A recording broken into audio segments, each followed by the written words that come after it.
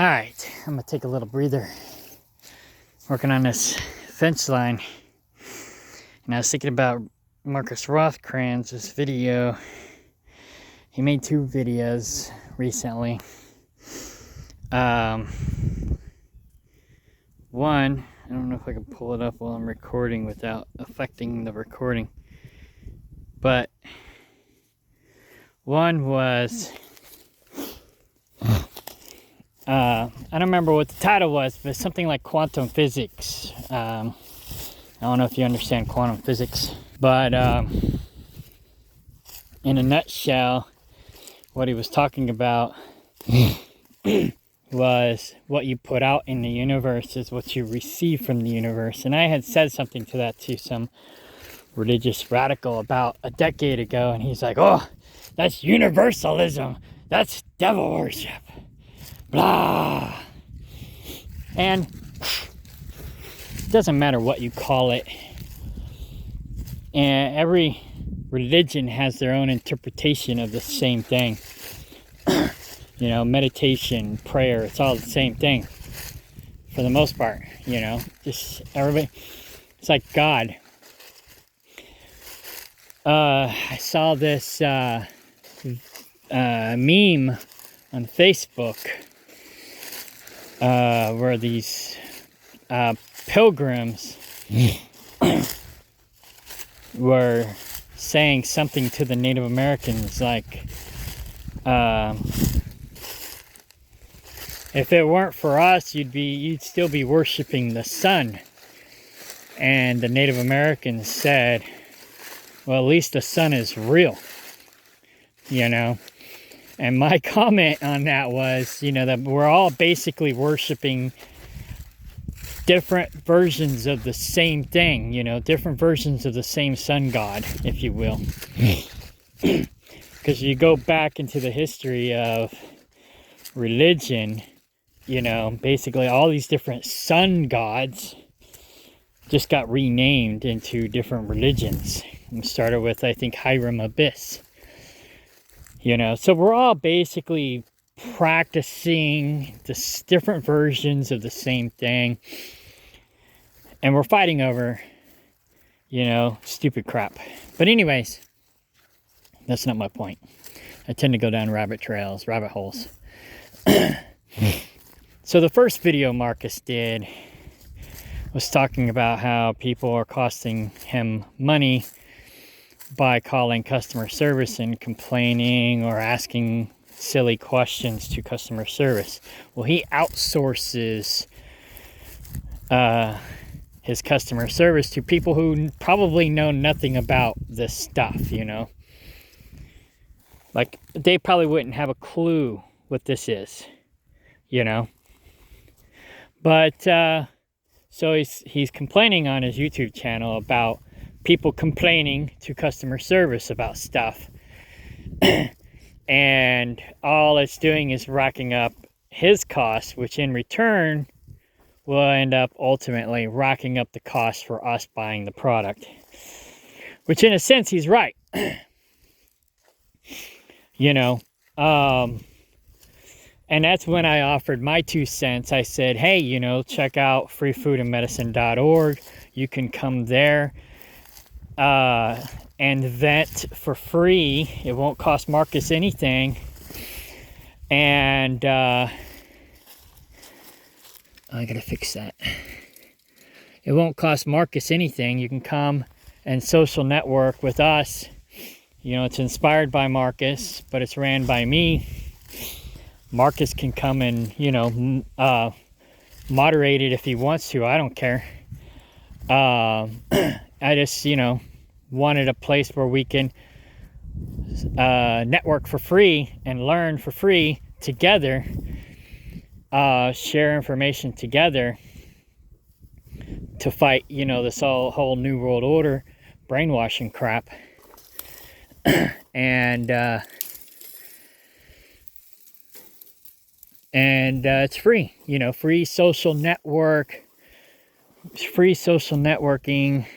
sharing of information, you know, decentralized, whatever. So but Marcus deleted that comment, you know. And the next day or so, there's another one I gotta fix. The next day or so, he posted another one about, you know, what you put out into the universe is what you receive. And it's like, you know,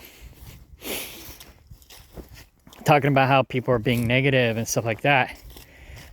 And part of my point is, you know, here I posted that comment on his profile trying to help him, and he deletes the comment so that I'm not getting the word out about freefoodandmedicine.org.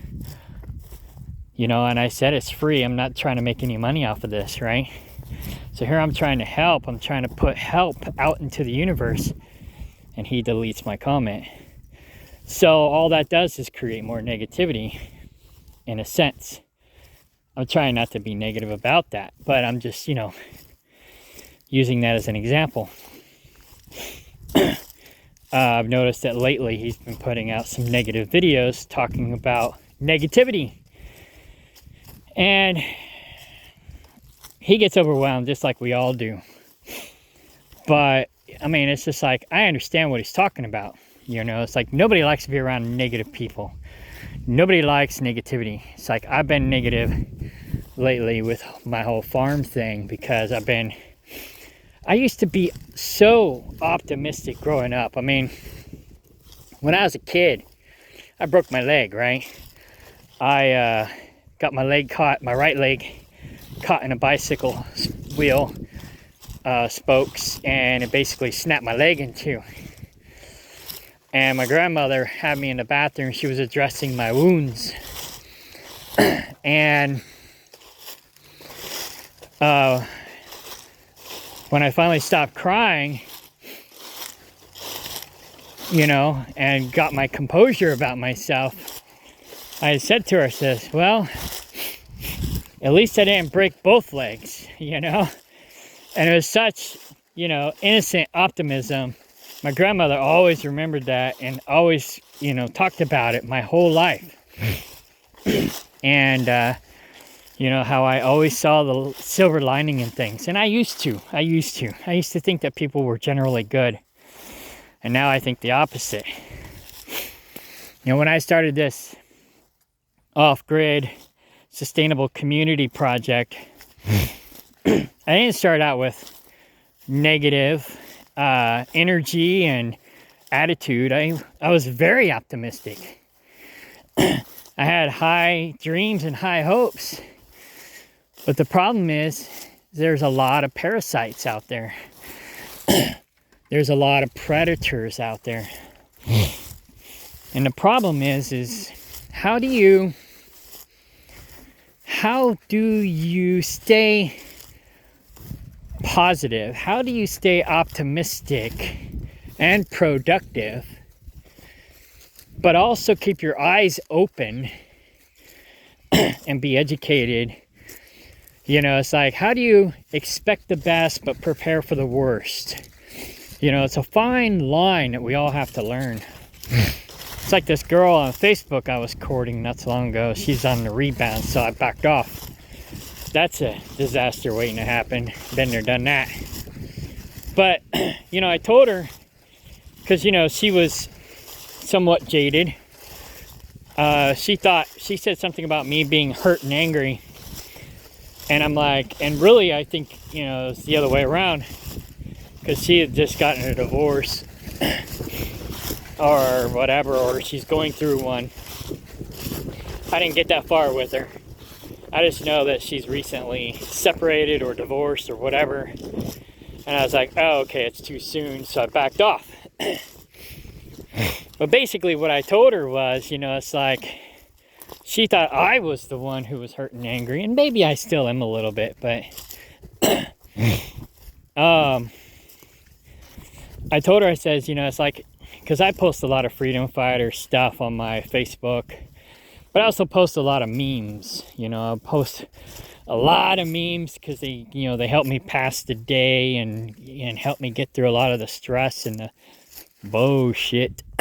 But I also post, you know, red pill stuff, not just red pill like as in the manosphere red pill, but all of it, you know, trying to wake people up to the brainwashing bullcrap like petroleum-based medicine that has taken over our healthcare system.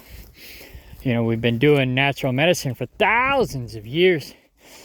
And 100 years ago, the Rockefellers basically infiltrated the medical industry and started brainwashing everybody with petroleum-based medicine.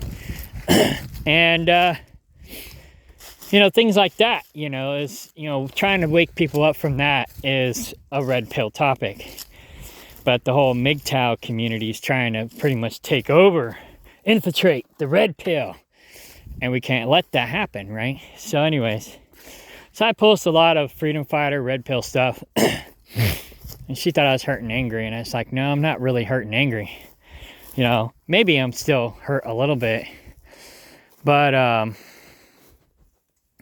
you know, how do you stay awake without being jaded? You know, that's what I told her. I says, you know, it's difficult to stay awake and not be jaded, you know, not be bitter. You know, when you open your eyes and you see all this crap that's going on, it's difficult.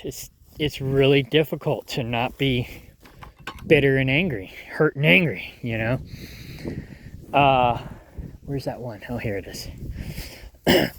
You know, it's difficult. But, you know, that's basically the goal. You try to find the balance between being aware and being happy and being productive, not letting parasites or predators take advantage of you. You know, it's like you can't just run around with blinders on and be like, connect that dots, la la la, you know, and be happy-go-lucky and be a free spirit. You can't just do that and be blindly doing whatever through the universe. You got to be aware of what's going on around you. You know, and there's predators and parasites everywhere. And if you're not prepared, they can knock you off course. So how do you find that balance? How do you find that balance? It's difficult. It's very difficult. You know, I was working on this off-grid sustainable community, and all I attracted was parasites. You know, I was trying to be optimistic. I was trying to give everybody a chance to prove themselves. You know, everybody was really good at talking the talk, but not really good at walking the walk, you know. And even I sometimes have trouble walking the walk because I get overwhelmed with life and drama. And, you know, it's like there for a moment, I was like, you know, this is my project. But I mean, for a moment there, I was like, why am I doing this? Nobody else seems to care. Why should I care, right? Besides the fact that it's my project, I should care about my project, right? But it's like, I could find people that would talk about caring, but I couldn't find people who genuinely cared. They were just moochers looking to take advantage of me. And you get enough of that around you and it just brings you down. So you have to be aware of these things. You have to be aware of the predators and the parasites out there and know how to vet them, learn how to vet them. So don't just be all like happy-go-lucky free spirit all the time and be ignorant. You know, you gotta stay positive, but also stay aware. And it's very difficult. It's very difficult. But that's why I do a lot of the things I do. This freefoodandmedicine.org thing is my way of helping other people. And I try to stay positive about it all the time. You know, it's not always easy. Like my farm YouTube channel got real negative for a while, and that's because I was dealing with all these parasites, you know, backstabbing, sabotaging people that I thought were my friends, but they were just, you know, backstabbing parasites. So, you got to be real careful who you surround yourself with, because they will bring you down. And they will they will talk a good talk. It's like, for a long time, I was very leery of people who acted too Christian-y, because I've been screwed over by more people that call themselves Christian than people who don't. Walking around with Jesus shirts on and wearing the Bible on their sleeve. Those are the ones that stab you in the back the quickest. Because they want to present this holy thing to get you to drop your guard, and then they stab you in the back. They take advantage of you. They mooch off of you. They suck you dry. So, yeah, be optimistic, but be on guard at the same time. And it is a fine line. It is a fine line. But I'm still learning it myself. But, cats help. Cats help, yes. I love cats.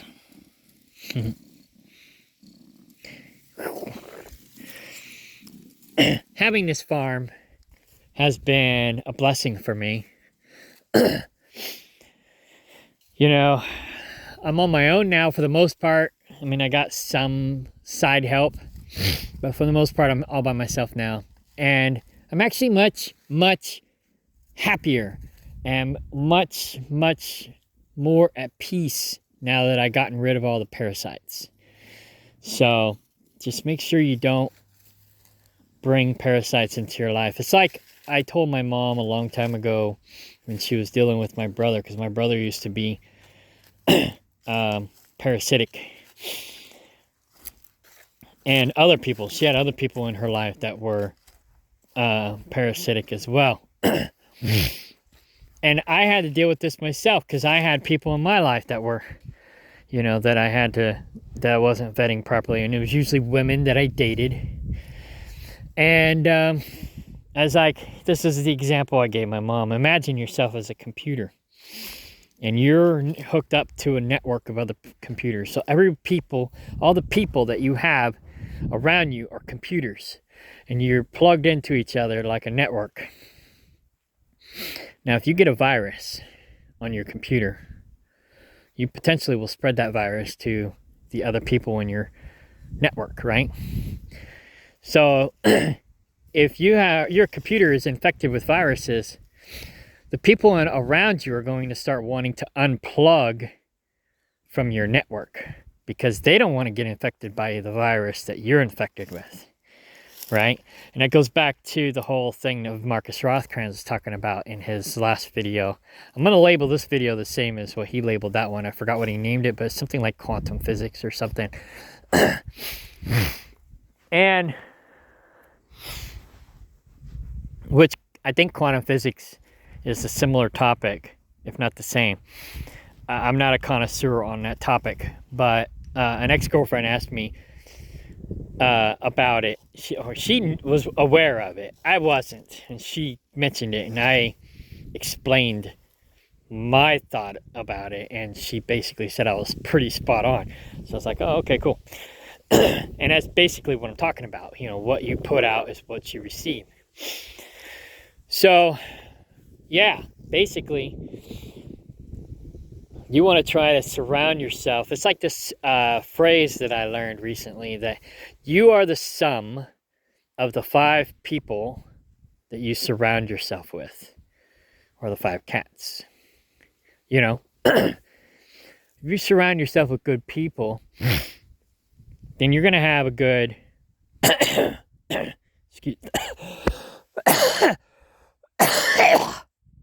excuse me, I inhaled something. You're going to have a better environment, a better outlook on life, a better outcome in life. That phrase, birds of a feather flock together, has a double meaning. Well, it's kind of a double meaning, but it's really the same thing. It's like, like-minded people do attract like-minded people. And like-minded people do tend to hang with other like-minded people. That being said, if you're wanting to level up and you surround yourself with higher level people, maybe not so much like-minded people, but somebody that you want to be like-minded with, you will become like-minded. So if you birds of the feather flock together basically means that you will attract people like you. But also, if you want to be like someone else, you know, you want to level up, you want to be better, you want to improve, start hanging out with people that are better than you, and you will start becoming of that feather. You will start becoming better like that person, so long as you're not trying to drag them down. And that's another fine line. Don't be jealous of other people's success, you know. Instead of, and this might be a borderline with coveting, or, you know, maybe there's a different definition for this, but, you know, coveting, as in the Bible, is basically where you want something that somebody else has. But from my understanding is, it's not just that. It's wanting something that somebody else has bad enough that you're willing to take it from them. And you want, it's good for you to want what other people have, but not good to try to take it away from them. You look at them as a mentor or an example, someone to live your life by. Like somebody else said, you know, don't take advice from anyone who is not where you want to be in life. You know, it's like Judas David Ray, my backstabbing ex-friend that was here on the land with me. You know, he was good at giving all this advice, but he's like a worthless eater bum who has nothing to show for himself. And he had a lot of ideas and a lot of wisdom. He does a lot of research. He's really smart, but he never, hardly ever applies himself. And then when I would go to do the stuff that he talked about doing but never really did, like this fence work, for example, I would end up doing it. But then he would come behind me and tell me how I did it wrong, you know? And that's a problem. You know, it's like, don't surround yourself with people like that, because they're going to bring you down. They're going to cause you to be negative. They're going to bring negativity into your life. So even though I wasn't necessarily attracting that negative behavior, I still, because I was too optimistic and too trusting, I did attract negative people because he was a parasite. I wouldn't necessarily call him a predator. He's more of a parasite, which is still a different version of a predator. But, you know, it's like you have two different types of thieves. You have the thieves that'll come and rob you at gunpoint, and then you have the thieves that will mooch off of you. One's passive and one's aggressive. You got to watch out for both. So, yeah. And there's another thing I was thinking about too earlier. I'm just resting my fingers because I'm sore and bleeding from doing the fence work. Taking a little breather. Love. You know, somebody was talking about love recently. I can't remember who it was, but they said, yeah, he's a MGTOW. He calls himself Red Pill, but he's more MGTOW. Coach Adams, Greg Adams, I think is his name. He was basically saying love doesn't exist. And I'm not a fan of this guy because he's basically a male whore who goes around bad-mouthing female whores. And it's like, dude, you're a whore yourself, you know? It's like, come on. And he's teaching guys to be whores. And it's like, you're not helping the situation. You're just, adding to the problem. However, he does educate men on what kind of women are marriage material and what kind of women are basically whores.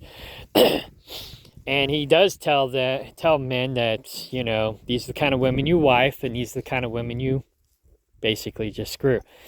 But it's at the same time, it's like he's okay with screwing around until you find a good woman to marry, but he wants you to find a woman who is a good woman to marry who doesn't screw around. That doesn't make any sense. It doesn't make any sense. You want to be what you want to attract.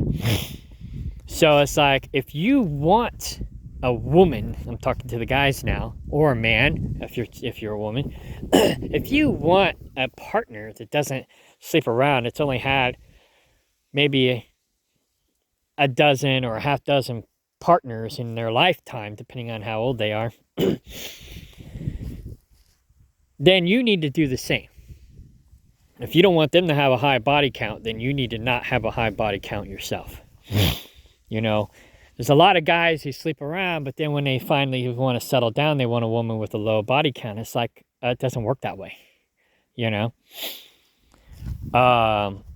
I'm almost 50. I've only been with maybe a dozen women my whole life.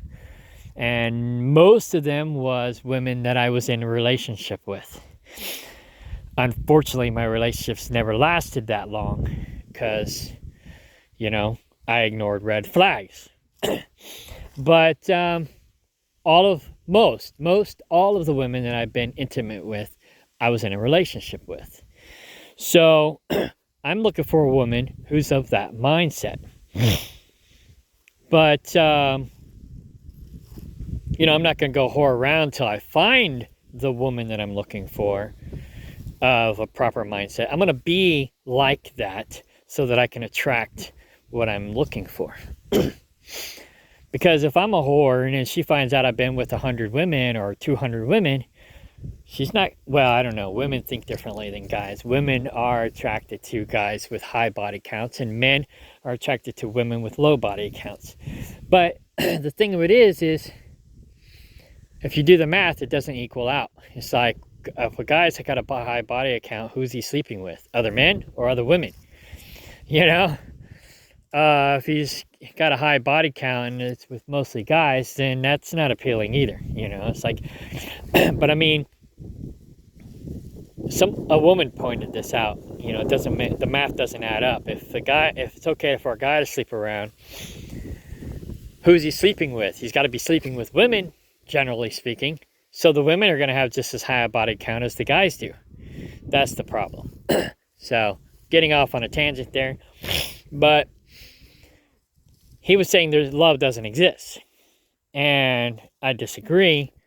But love is not what people call love. Love is not the feeling, butterflies and Twitter pated and all that crap. That feeling, that new relationship energy is that whole Twitter patient, like on Bambi. Oh, I'm Twitter pated. You think you're in love, but it's really more just infatuation mixed with lust. But once that wears off, then what do you have? You got to have something tangible to stand on, which Coach Adams also talked about that. And that part I do agree with. He says you got to have something to stand on. And what is that? What gives you that feeling of love? And I think the Bible explains it the most, even though I don't believe in the Bible 100%, because it's been rewritten so many times, who knows how many times. But it is a good learning tool. And 1 Corinthians 13, 4-8 basically tells us, that's what I live my life by, or try to live my life by, is that verse right there, or that part of the Bible right there. What is love? Love is kind, love is patient, love is gentle. If you give those things, love does not boast, love has no pride, love does not envy, love does not try to keep score, love does not try to get revenge. All these things. if you practice those things, you will give people the feeling of love. And if that person practices those things towards you, then you will receive those feelings of love. That's what love is. It's not a feeling, it's an action. And the feeling you get is from that action. I don't know what that feeling is called, you know, but we call it love. You know, but love is really an action.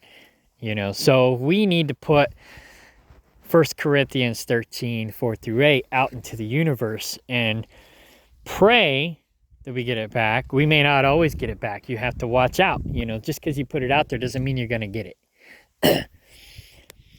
You know, you look at history and you look at, you know, the Nazi thing and all kinds of other stuff. There was good people that put good stuff in the universe that got fucked over royally, you know, got sent to concentration camps, got, you know, put in gas chambers. You know, nice people tend to finish last. So I don't really buy into that whole, you know,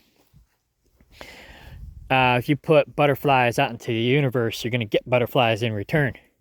No, not necessarily. Not necessarily. So you have to find that balance. You have to find that balance between being optimistic, but not too optimistic. Being pessimistic, but not too pessimistic. And going back to what I called it earlier, was it, expecting the best, but preparing for the worst. That is my opinion, but you know what they say about opinions, everybody's got them, and most of them stink. Opinions are like rear ends. Everybody's got them, and most of them stink. Except for mine. But anyways, or like one of my old mentors used to say, I may not always be right, but I'm never wrong. So anyways, my fingers are feeling a little bit better, so I'm going to get back to doing some fence work before I go over to my other property and get some work done over there. And then I got to go to a friend's and do some work for her. And then I got to go back to work tomorrow. No, I'm done. These are my goats. The white one is a Nigerian. He's a wether. And the other 4 are Nubians. The oldest one, she kind of looks like a dinosaur. A dino goat. Hey, dino goat. But my animals, I understand why a lot of vegans don't like people. People suck.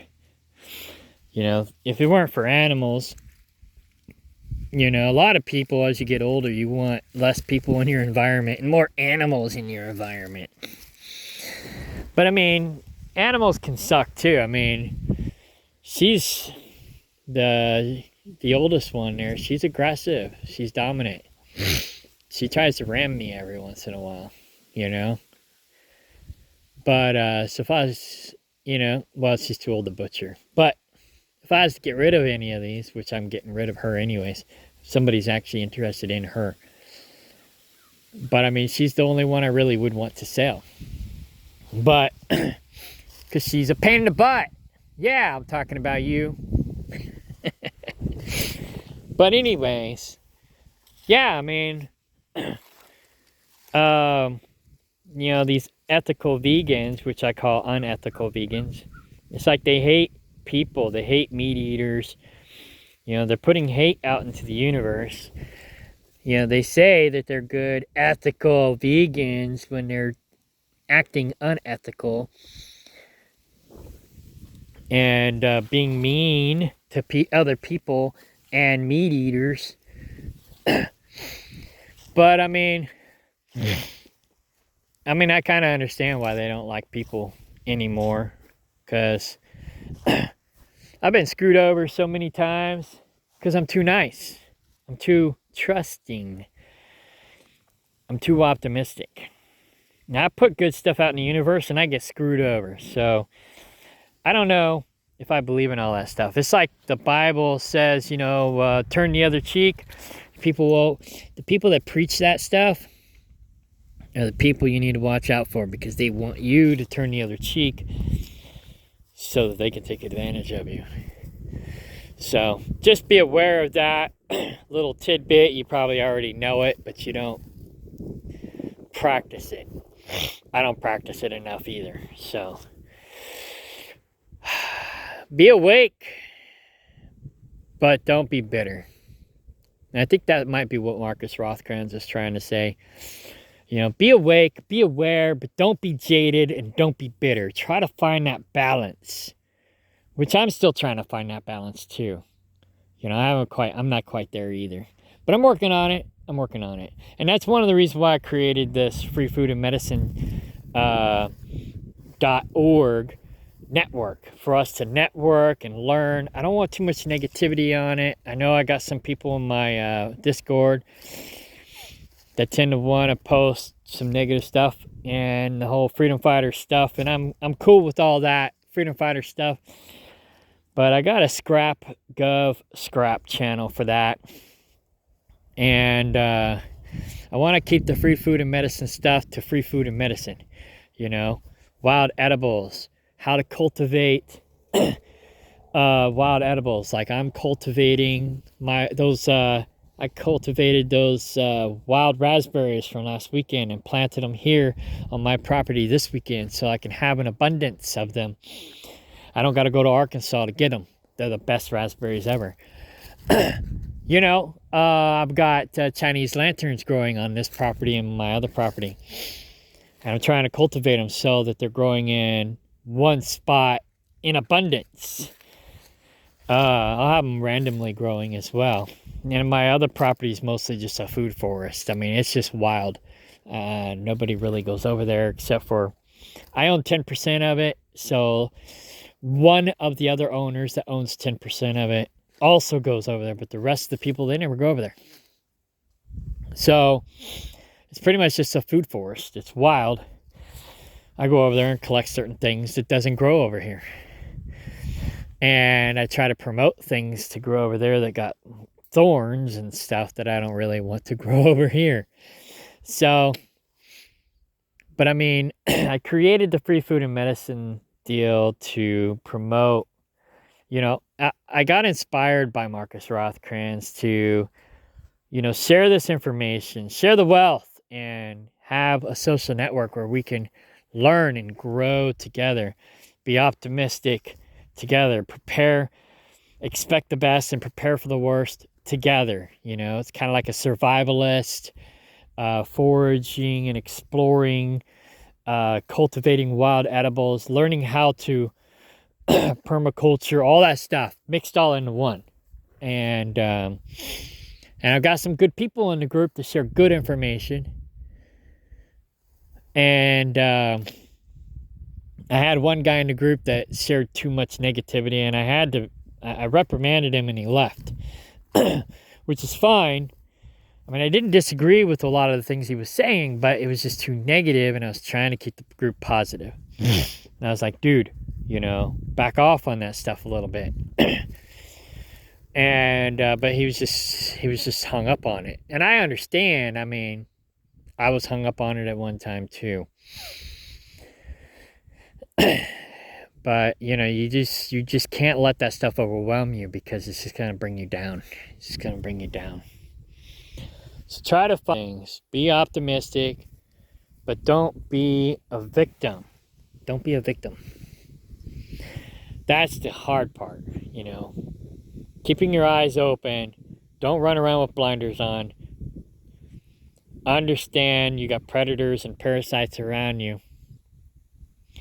Try to be happy, because like that Schwab guy, you will have nothing and you will be happy. Try to be happy and be productive. You can still be positive and productive. But at the same time, you have to be aware of what's going on around you and not let those predators and parasites take advantage of you and bring you down. So, and I didn't watch all of Marcus's video on that topic. I watched the other one on customer service, but I didn't watch all of the other one. And I'm sure he might have said something similar. But basically, that's my take on that. You know. 1 Corinthians 13, 4 through 8, practice those things. But at the same time, don't walk around with blinders on. Don't let these predators and parasites who preach those things but don't practice those things take advantage of you. Because they'll preach it too, you know, but they won't practice it. Actions speak louder than words. So it's not what they say. If they walk around saying, oh, loving kindness, loving kindness, loving kindness, but they're not practicing it. Beware. Beware. Anyways, I'm going to get back to work. All right, bye.